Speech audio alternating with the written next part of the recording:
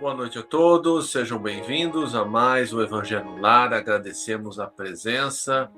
Antes da prece inicial, aviso que a nossa sessão está sendo gravada para posterior postagem no nosso canal do YouTube e convido a todos a me acompanhar na leitura do livro Calma, de Francisco Cândido Xavier, por Emmanuel.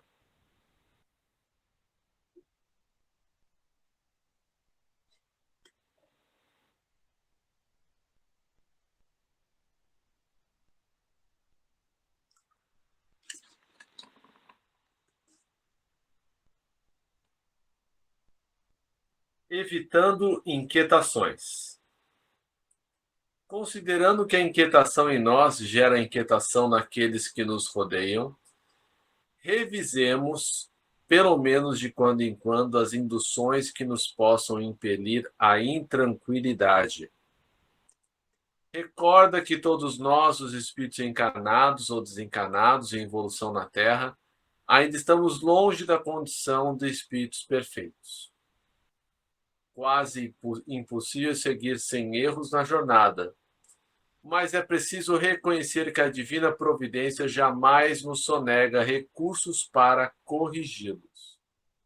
Aceita-te como és e onde estás, a fim de que consigas caminhar com segurança para o que deve ser e para a melhor condição que te cabe alcançar.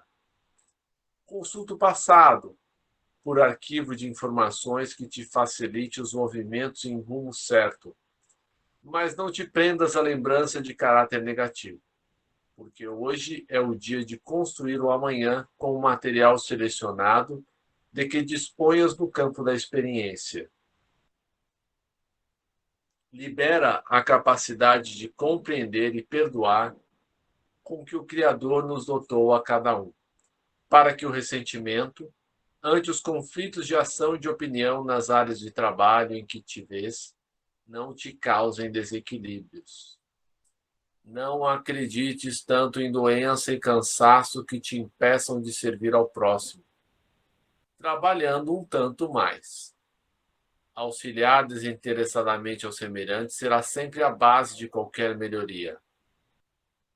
Cultivemos o respeito a nós mesmos, sem o qual não se sabe de que modo angariar o respeito dos outros. Confiemos em Deus, acima de tudo, sem nos esquecermos, porém, de que Deus igualmente confia em cada um de nós. Prece inicial, Rubem, por favor. Nosso Pai, na terra e no céu, sagrado é teu nome. Seja feita a tua vontade conosco, como no espaço. Dai-nos do teu pão suficiente para o dia. Em tua compaixão, perdoai-nos e alargai-nos nossos corações, para que perdoemos uns aos outros. Guia-nos para ti, Senhor, e dá-nos tuas mãos em nossas trevas, pois teu é o reino e em ti são nosso poder e realização. Amém. Rogamos ao Senhor Deus Todo-Poderoso enviar-nos bons espíritos para nos assistirem, afastar aqueles que possam induzir-nos ao erro e dar-nos a luz necessária para distinguirmos a verdade da impostura. Afastar também os espíritos malfazejos, encarnados ou desencarnados, que poderiam tentar lançar a desunião entre nós e, com isso, desviar-nos da caridade e do amor ao próximo. Se alguns procurarem penetrar nesse recinto, fazei que não encontrem acesso em nossos corações. Bons espíritos, que vos dignais vir instruir-nos, tornar-nos dóceis aos vossos conselhos. Afastai-nos de todo pensamento egoísta ou de orgulho, de inveja e de ciúmes. Inspira-nos a indulgência e a benevolência para com os nossos semelhantes presentes ou ausentes, amigos ou inimigos. Fazei, enfim, que pelos sentimentos que nos animarem, possamos reconhecer a vossa salutar influência. Dai aos médiuns que encarregardes de nos transmitir os vossos ensinamentos a consciência da santidade do mandato que lhes é confiado e da gravidade do ato que vão praticar, a fim de que o façam com o fervor e o recolhimento necessários. Se estiver entre nós pessoas que foram atraídas por outros sentimentos que não o do bem, abra os seus olhos à luz, Senhor, e perdoai-as como nós as perdoamos. Se vieram com intenções malfazejas, pedimos especialmente aos sagrados Espíritos da Luz, aos nossos guias espirituais para nos assistirem e velarem por nós, assim seja. Amém. Que assim seja. Amém. Que vamos ler, meninas?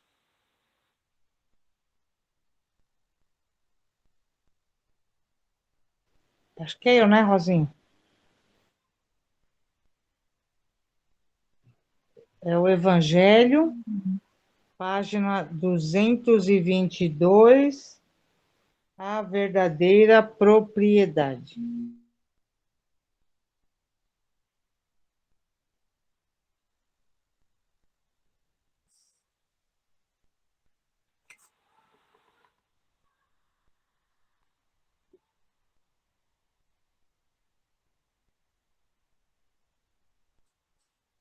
Instruções dos Espíritos. A verdadeira propriedade. O homem só possui em plena propriedade aquilo que lhe é dado levar deste mundo, o que encontra ao chegar e deixa ao partir, goza ele enquanto aqui permanece. Forçado, porém, que a abandonar tudo isso, não tem das suas riquezas a posse real, mas simplesmente o usufruto. Que é então que ele possui? Nada do que é do corpo e tudo que é de uso da alma. A inteligência, os conhecimentos, as qualidades morais, isso que ele traz e leva consigo, o que ninguém lhe pode arrebatar, o que lhe será de muito mais utilidade no outro mundo do que neste. Depende dele ser mais rico ao partir do que ao chegar. Visto como do que tiver adquirido em bem, resultará a sua posição futura. Quando alguém vai a um país distante, constitui a sua bagagem de objetos utilizáveis neste país. Não se preocupa com os que ali seriam inúteis. Procedei do mesmo modo com relação à vida futura. Aprovisionai-vos de tudo o que de lá vos possais servir.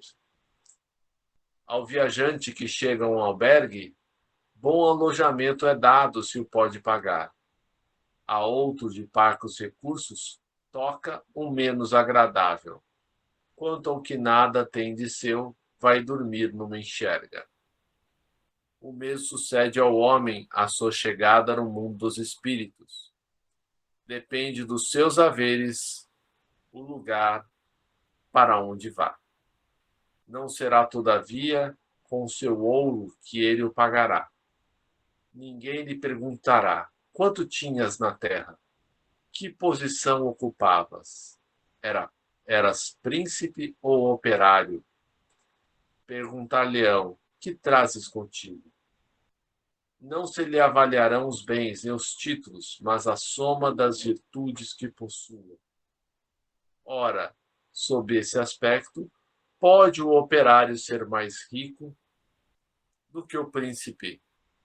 Em vão alegará que antes de partir da terra pagou o peso de ouro à sua entrada no mundo, no outro mundo.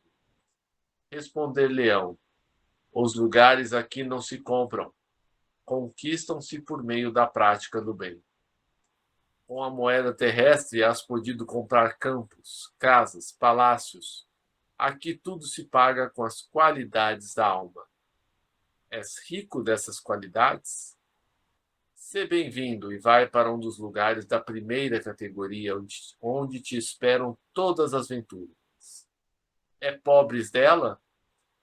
Vai para um dos da última, onde serás tratado de acordo com os teus haveres. Pascal. Comentários até aqui?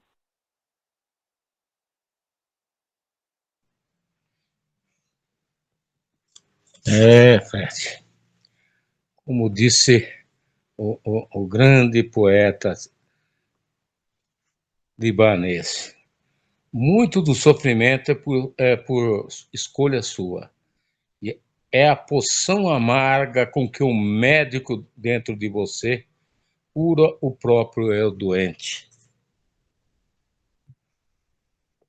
É como disse, né, aquele bilionário lá, o dono da... Não é o nome dele, já me fugiu.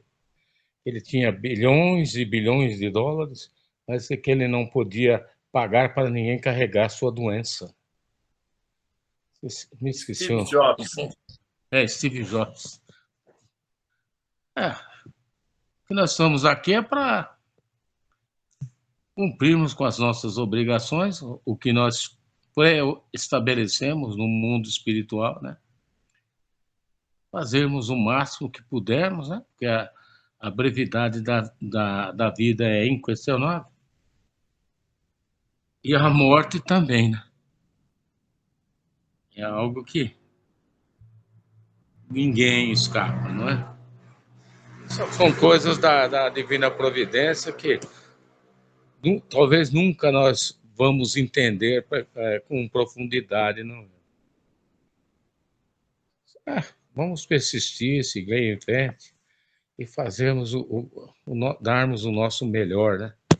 Em prol dos nossos irmãos, encarnados e desencarnados. Obrigado.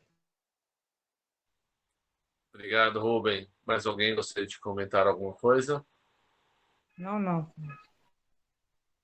Vou continuar lendo. Os bens da terra pertencem a Deus, que os distribui ao seu grado, não sendo o homem senão usufrutuário. O administrador mais ou menos íntegro e inteligente desses bens. Tanto eles não constituem propriedade individual do homem que Deus frequentemente anula todas as previsões e a riqueza foge àquele que se julga com os melhores títulos para possuí-la. Direis, porventura, que isso se compreende no tocante aos bens hereditários, porém não relativamente aos que são adquiridos pelo trabalho. Sem dúvida alguma, se há riquezas legítimas, são essas últimas, quando honestamente conseguidas. Porquanto uma propriedade só é legitimamente adquirida quando da sua aquisição não resulta dano para ninguém. Contas serão pedidas até mesmo do último centavo mal ganho, isto é, com prejuízo de alguém, de outrem. O fato, porém, de um homem dever a si próprio a riqueza que possua, seguir-se-á que ao morrer alguma vantagem lhe advenha deste fato? Não são a miúde inúteis as precauções que ele toma para transmiti-la a seus descendentes? De certo, porquanto se Deus não quiser que ela lhes vá ter as mãos, nada prevalecerá contra a sua vontade. Poderá o homem usar e abusar de seus haveres durante a vida, sem ter de prestar contas? Não. Permitindo-lhe que adquirisse, é possível, haja Deus tido em vista, recompensar-lhe no curso da existência atual os esforços, a coragem e a perseverança.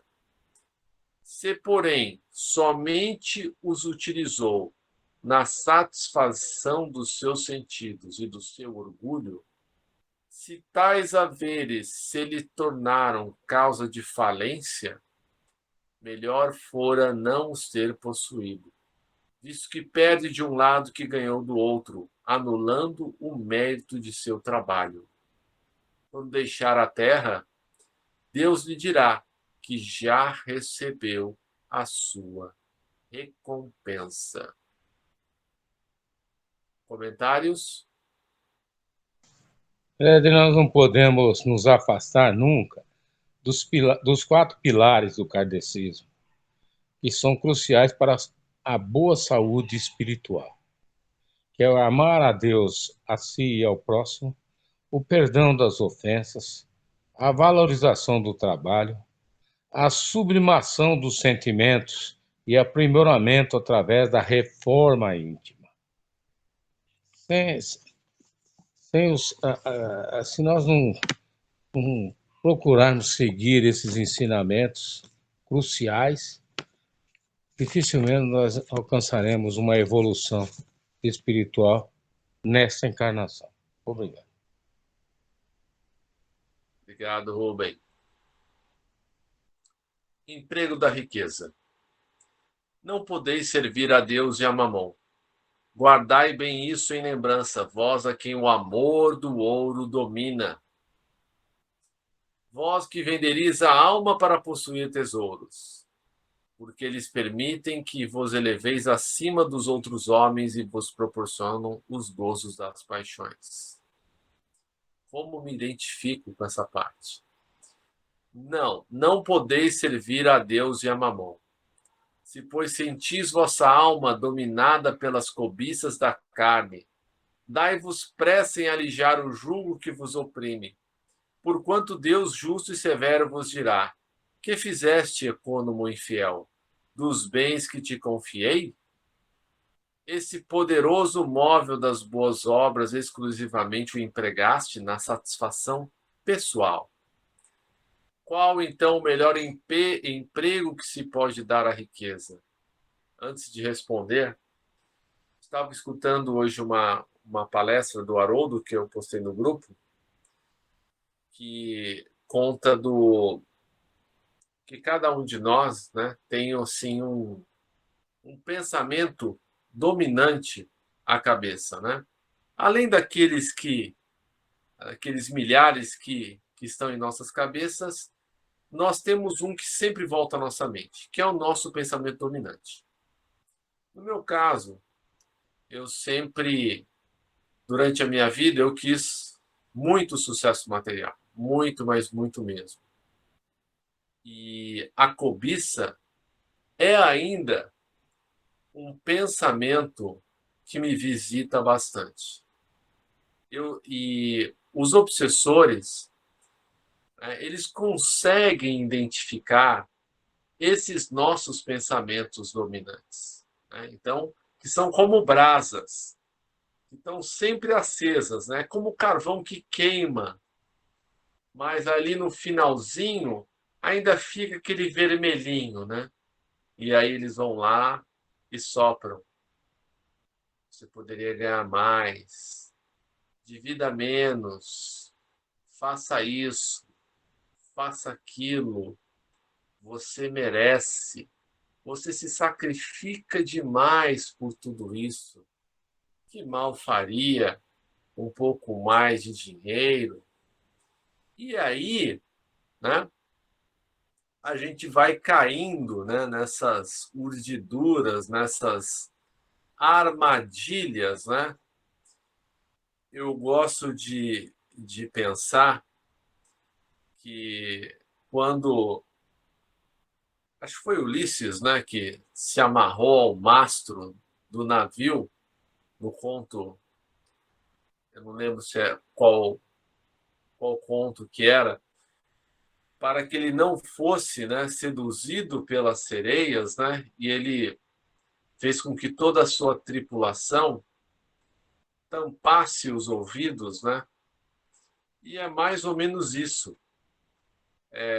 Esse nosso desejo mais arraigado, que pode ser a cobiça, pode ser a luxúria, pode ser a fama, o desejo de aparecer, de ser notado, todos nós temos esse tipo de pensamento.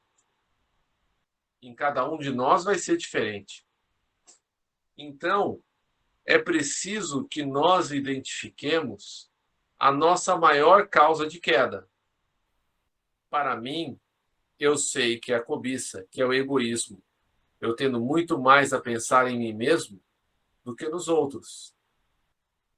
Então, já sabendo disso, eu procuro, me cercar, de cuidados para que eu não caia nisso, Então, uma das coisas que eu tenho procurado fazer já há algum tempo é fazer parcerias para que, mesmo em momentos que eu trabalhe um pouco mais, eu possa dar oportunidade a outros de comigo também ganharem.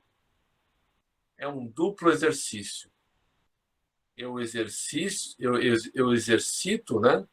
a minha contenção com relação a cobiça, e eu me torno de alguma maneira mais caridoso. Então, vocês estão me ouvindo, os que vão nos ouvir pela internet, pelo YouTube, pensem nesse desejo, né? Esse desejo constante que sempre volta à sua mente. Esse é o seu maior inimigo. É aquele que você tem que estar sempre com oração e vigilância. Qual, então, o melhor emprego que se pode dar à riqueza? Procurai nessas palavras: amai-vos uns aos outros, a solução do problema. Elas guardam o segredo do bom emprego das riquezas. Aquele que se acha animado do amor do próximo tem aí toda traçada a sua linha de proceder, ou seja, de ação, né? Na caridade está para as riquezas o emprego que mais apraz a Deus. Não nos referimos, é claro, a essa caridade fria e egoísta que consiste a criatura espalhar ao seu derredor o supérfluo de uma existência dourada. Referimos à caridade plena de amor, que procura a desgraça e a ergue, sem a humilhar. Rico, dado que te sobra, faze mais, dá um pouco do que te é necessário, porquanto o do que necessitas ainda é supérfluo. Mas dá com sabedoria, ou seja, né, nós temos a tendência, né, de achar que muitas das coisas que, na verdade, não precisamos, não são necessárias, né? Então, por isso que o texto fala, porquanto o de que necessitas ainda é supérfluo, né?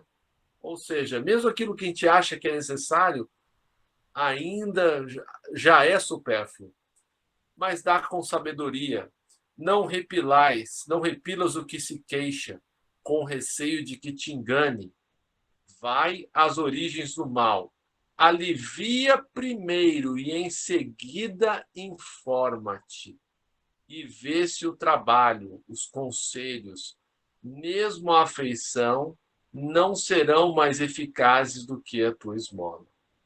Difunde em torno de ti, com socorros materiais, o amor de Deus, o amor do trabalho, o amor do próximo.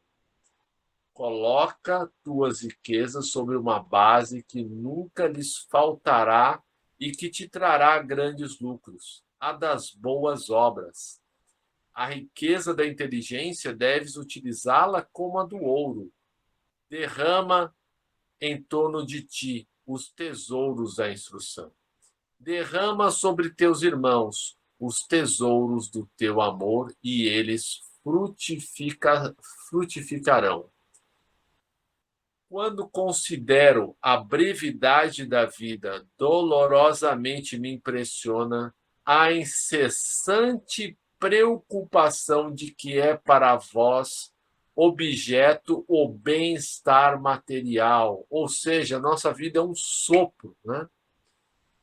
E mesmo assim, a gente gasta grande parte do nosso tempo perseguindo a ilusão do ter para mostrar o que temos, para impressionar aqueles que não gostamos.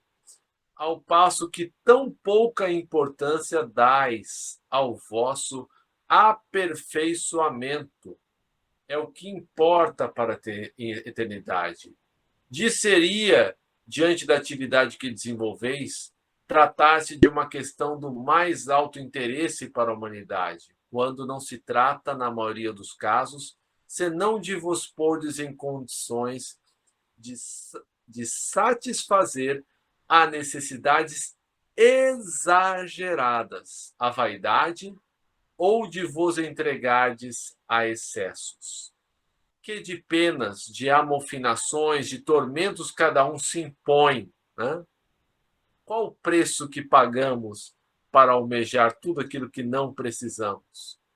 Que de noites de insônia para aumentar haveres, coisas, muitas vezes mais que suficientes, por cúmulo da cegueira, frequentemente se encontram pessoas escravizadas a penosos trabalhos pelo amor imoderado da riqueza e dos gozos que ela proporciona, a se vangloriarem de viver uma existência dita de sacrifício e de mérito, como se trabalhassem para os outros e não para si mesmas.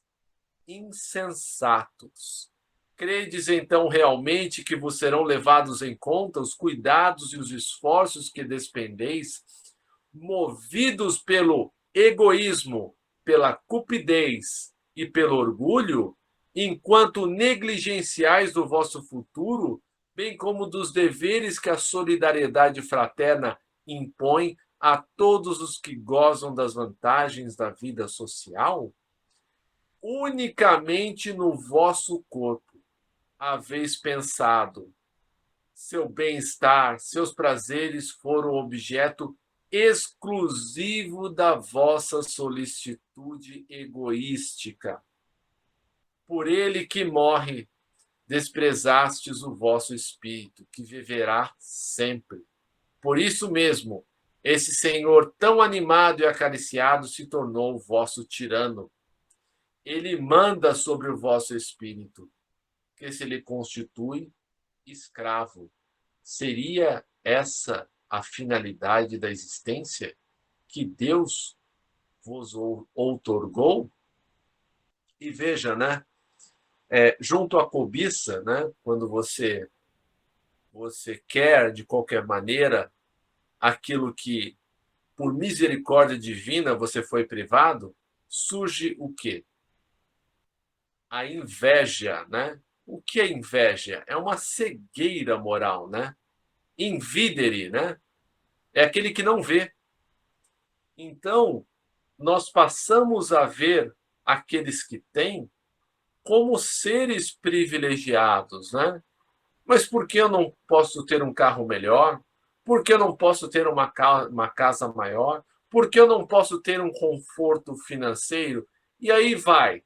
Desfiamos, né, aquele rolo de reclamações, sem perceber que, muito provavelmente, a vida de muitos desses que nós invejamos é miserável.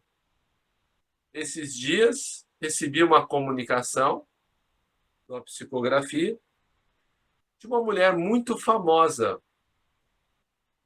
que, a partir do momento que se tornou famosa e a partir do momento que ganhou muito dinheiro, a sua vida se tornou miserável do ponto de vista moral.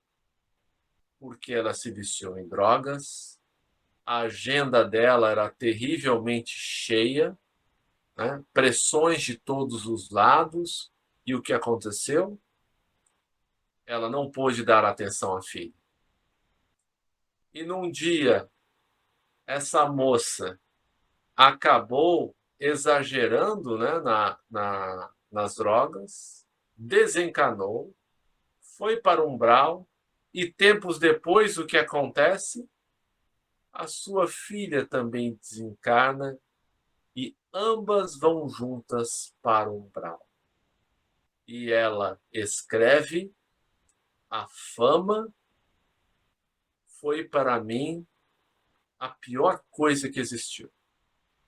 Porque eu perdi essa minha existência, a minha filha também perdeu essa existência, e agora estamos ambas juntas aqui no umbral. Elas já estavam sendo acolhidas numa instituição própria, no umbral, mas ainda assim, em grandes sofrimentos. Comentários? Nós sabemos que riqueza às vezes está associada ao mau uso da inteligência, né? que foi conferida ao ser humano. Além dos dons, né, como você disse, dessa moça, hein? Então, tem uma nota de Kardec que eu memorizei por ser muito pertinente a essa alocução sua. Ele fala que a inteligência nem sempre constitui penhor de moralidade. O homem mais inteligente pode fazer péssimo uso das suas faculdades. Isso pode-se incluir os dons também, né? As pessoas dotadas. E uma alusão que você fez sobre o canto da sereia se refere à Odisseia, o retorno de Ulisses para Ítaca. E é toda aquela trajetória dele, todas aquelas aventuras que ele suportou durante 20 anos até chegar à sua terra natal. Obrigado, meu irmão. Por nada, meu amigo. Mais algum comentário?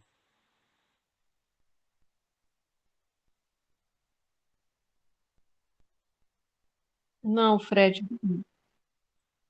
Vamos então, depois de todas essas advertências que eu não canso de falar, são primeiramente para mim mesmo, porque a carapuça serve bastante, né? A luva veste as mãos perfeitamente. Então eu só disso eu já agradeço. Se eu não tivesse tão exposto a esse evangelho como eu estou, como eu me coloquei nessa posição, né? E isso todos podem fazer. Eu já teria naufragado assim terrivelmente. Talvez nem tivesse mais aqui.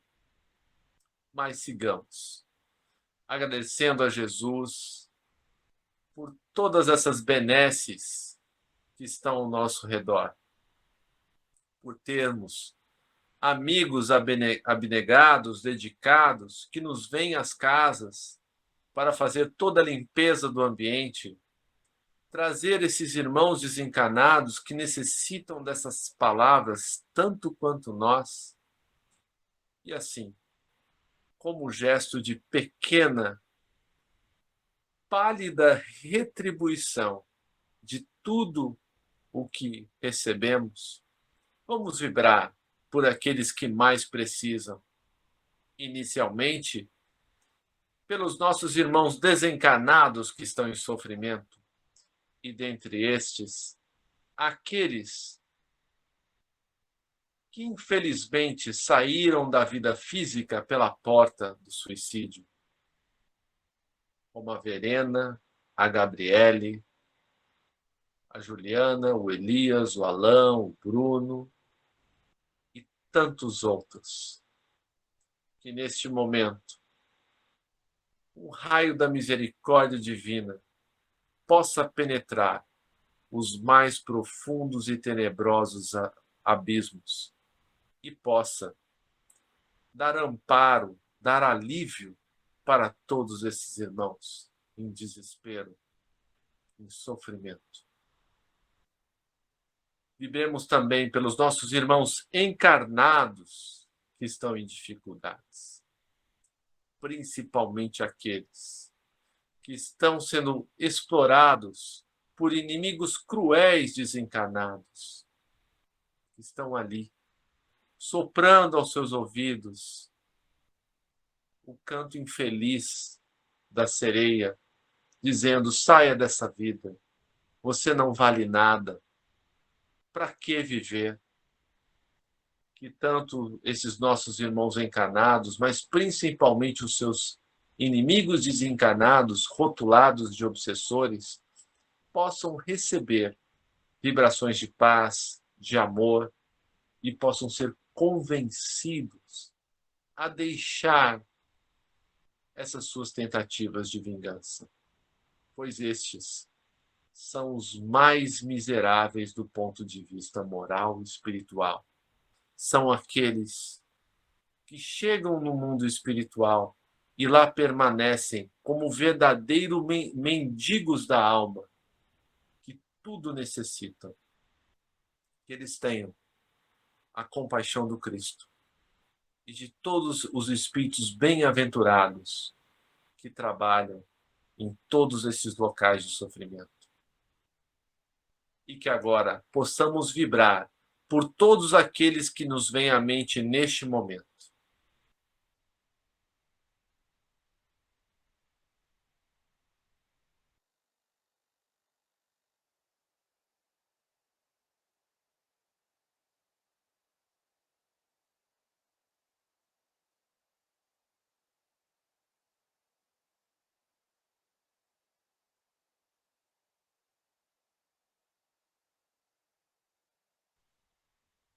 Que esses irmãos que chegaram aos nossos pensamentos sejam auxiliados.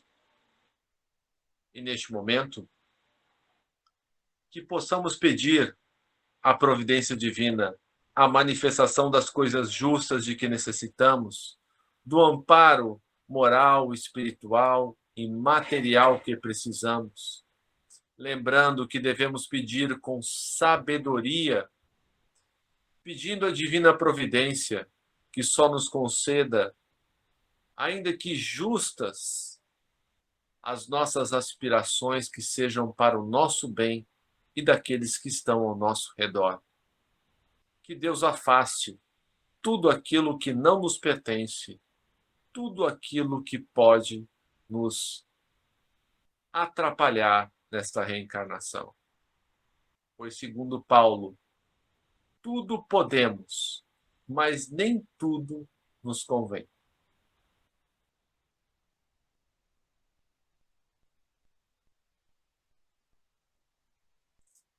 Vibremos pelos nossos governantes, por esses homens e mulheres que tanto lhes pesa sobre os ombros, que detêm o poder na terra, que todos eles sejam intuídos pelo alto para restabelecer e manter a paz no planeta, fazendo o melhor que podem pelos que mais precisam.